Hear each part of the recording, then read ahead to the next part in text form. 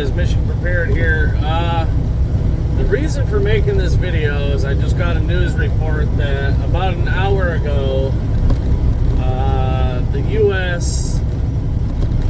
Military has struck a couple places over in Syria with a couple missiles, and those places over in Syria were run by Iranians. A couple Iranian facilities over in Syria were struck by the U.S. The U.S. is calling it a self-defense strike, I guess. I don't know what they did, or what the Iranians did to us, but whatever the case may be, the U.S. has struck them. They come out, they're admitting it. They did it, whatever, or we did it, I should say. And well, now the Iranians are pissed. And I don't know if you guys have been following along, but the Iranians have threatened nuclear war, or the use of nukes, or whatever else. And they're like, what do you call it? They're pretty much like a wild card. They're unpredictable. You don't really know what they're going to do. They overreact. They're quick to jump to certain things. And my point being, guys, is this ain't good. How many of y'all out there that watch my videos think, oh, this is just another dumb report, nothing's ever gonna happen, whatever. You guys, yeah, this war between Russia and Ukraine and everything leading up until this point has really been slow going, so I get it. A lot of people have like a normalcy bias, meaning, all right, well, we've heard this song and dance before. It is what it is. Nothing's gonna happen, so who cares? People quit listening because they get the normalcy bias. How many of y'all are guilty of that? Like, oh great, here's this idiot Michigan Prepared again, and he's gonna be talking about the same old crap. Nothing's ever gonna happen. I don't know why we even listen to them, or whatever the case may be. Guys, I get it, because I myself, I listen to quite a few different preparedness channels here on YouTube, and a bunch of them, not gonna lie, they're a bunch of idiots. They hype up a lot of stuff that shouldn't be hyped up. And, it's all for gathering attention and whatever else. And hopefully you guys don't listen to those sort of people. I don't know. Every once in a while they got pieces of useful information. But again, they like to hype things up way too much and try to get people to flip out. And all it is trying to gain likes and shares and subscribers. And I don't really care. For those of you who follow me and who have been following me for a long time, whatever, you guys are awesome. I appreciate it. I only have 94 subscribers. Not a big deal. I don't care if it was only 10. The 10 of you that listen to me, awesome. At least hopefully the 10 are getting prepared, whatever the case may be.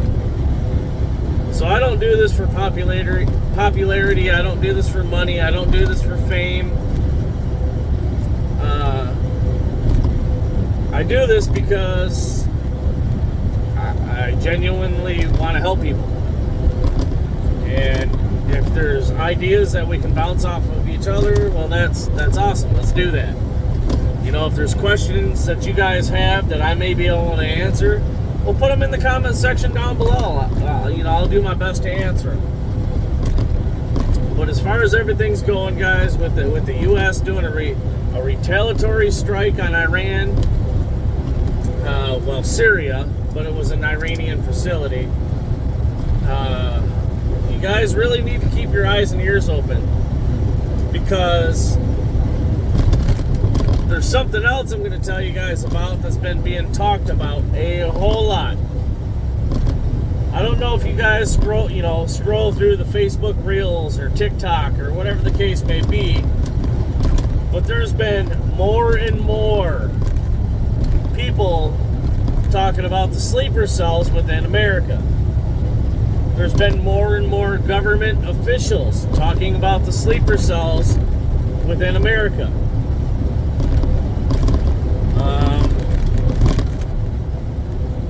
They think this shooter in Maine that just happened like a day or two ago lost his marbles because of all the crap going on. My point being, guys, is please don't get the normalcy bias. Please get as stocked up as you guys can. Please pay attention to what's going on. The sleeper cells in America that everybody keeps talking about, they're everywhere. Reports come out daily about, they've caught X amount of people that were terrorists or whatever, had terroristic intent, and they say, with the few that they've caught, how many hundreds have gotten through the borders?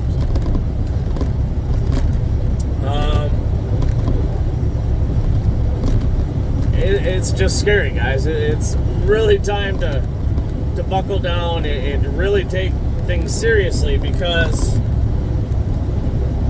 the sleeper cells in America, they're saying it's in the hundreds of thousands of people. Not just one or two people, not just one or two little groups, they're everywhere. And that's how we're going to crash, guys. If the U.S. crashes, that's how we're going to crash.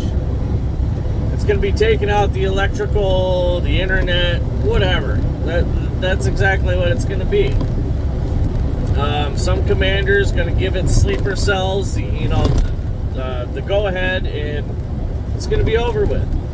There's been more and more reports of suspicious activity around different places, like nuclear facilities here, like nuclear power plants throughout the U.S.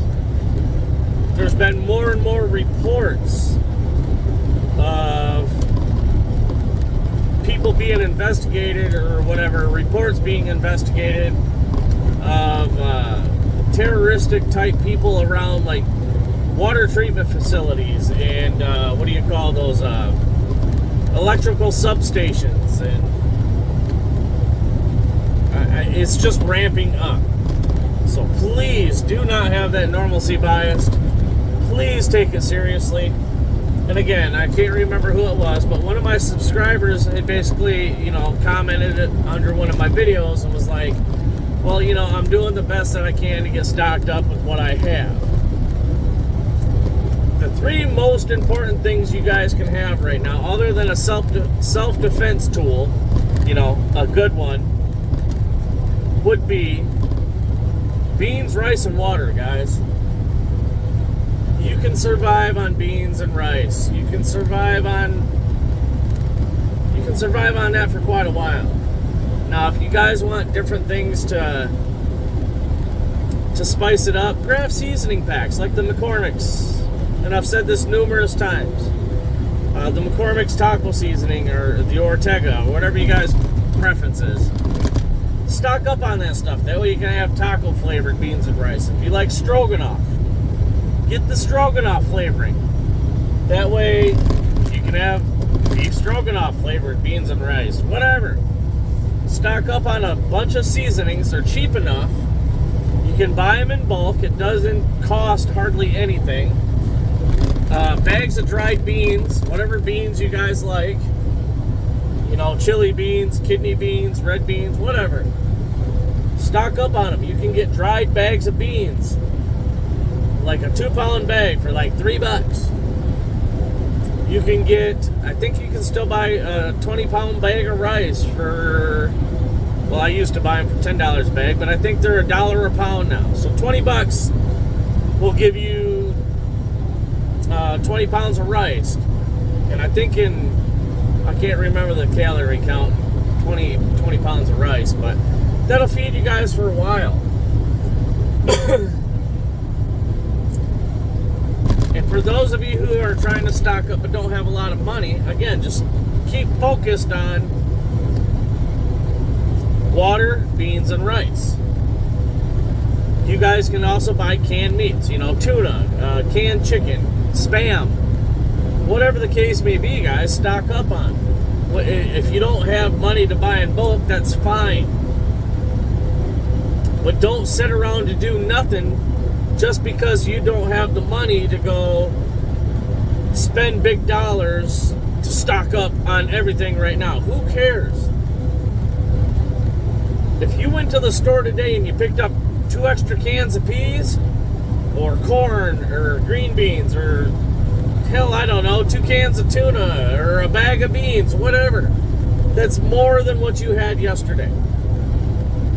So if this world went to hell right this second, at least you have that to fall back on.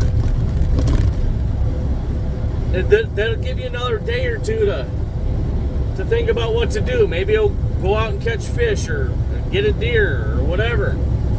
It gives you time. Would it be ideal to have a couple years worth of food saved up? Absolutely. Well, then lies the problem, like, where do you keep it all? What if something happens in your neighborhood and you got all your food stored in your house, but your house burns down? Whatever.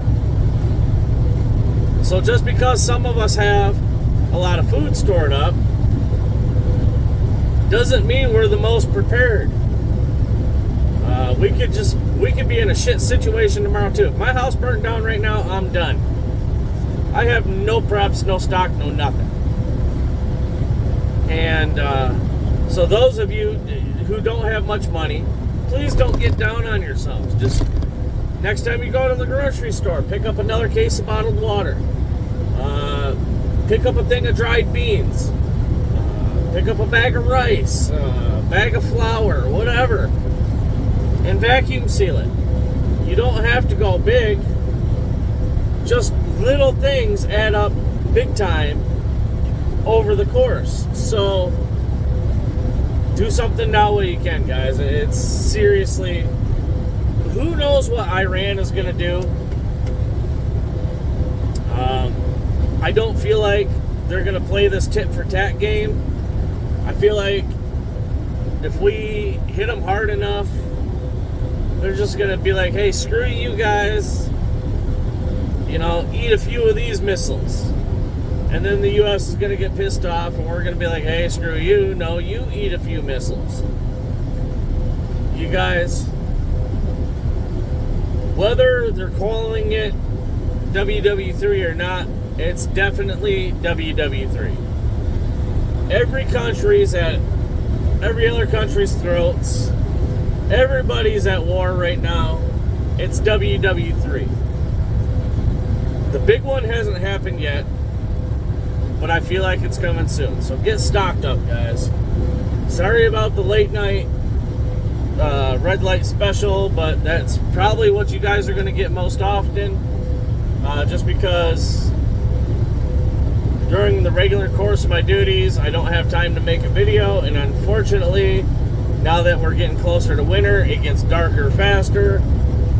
So by the time I'm actually being able to get around to making a video, well, it's dark. So you guys might get the red light special for a while. I can't drive with the white light on. That's kind of blinding. But I'm legally allowed to drive with the red one on. So anyway, guys, yeah, U.S. and Iran are definitely at war at the moment. They struck us, I guess, U.S. facilities over in Israel. So we struck back at their facilities in Syria. So without a doubt, the U.S., NATO, and Iran are at war. And they do not play nice, guys. Get stocked up, pay attention. Always have some emergency water with you. If you're at work, if you're in your car, whatever, you need to have emergency water. You need to have at least a pair or two of socks. Maybe a rain jacket. A good hardy winter jacket. Maybe some fire making materials. If you guys are not a smoker, buy a Bic lighter anyway and just have it. In case you really do have to walk home, now you can light a fire. Keep warm, whatever the case may be. Just have a little kit in your vehicles, guys. A couple Band-Aids, maybe some tape, Band-Aid tape or whatever. Have that stuff with you, so if something happens and the highways and byways are gridlocked, you can get out and hike home. If you got to hike through the woods and it's going to take you a couple hours to a couple days to get there, have some way to stay warm. Have some freeze-dried food in there. Maybe a small tarp, or maybe a small tent. Maybe an inflatable pillow, or maybe a couple blankets. Stuff like that that's very light and very easy to pack out with you to keep you out of the elements and to keep you safe if that should have to happen. I got my bag right here, guys. You can see it swinging right there. Right there in the middle. My bag is always with me. So, my forehead really isn't greasy, guys. It's just shiny for some reason. I don't know. Anyway. Keep your eyes open. Keep your heads on a swivel, guys. Please continue to get prepared. It's only getting worse. And it's really starting to spiral out of control. So, I love you all. Till next time. Michigan Prepared out.